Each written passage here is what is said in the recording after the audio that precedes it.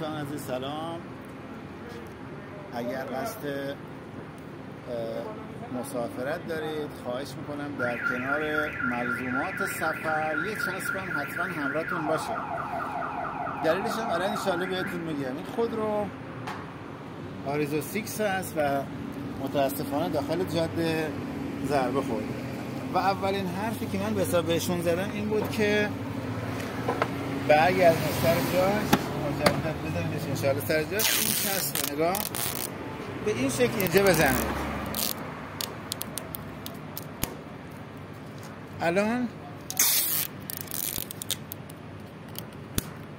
خیلی همون بعضا مایل هستیم که ماشینمون رو برگردونیم به حساب شهرستان خودمون، شهر خودمون و انشالله به حساب با کیفیتی که خودمون دلمون میخواد انجام بدیم کار. حالا مثلا میگم خدای نکرده مثلا این کاپوت هست تو راه، یه وقت احساس میکنیم لقه، حتی همین هم میتونیم با این چسبه نگرش داریم.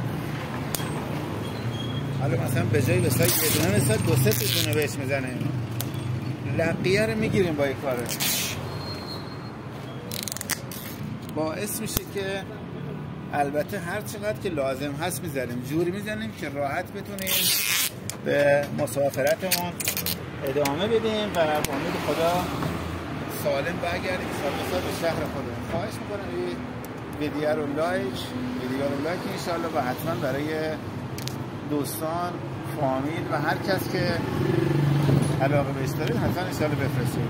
زنده باشید دوستان، شاد باشید و پیروز. مرسی، تشکر.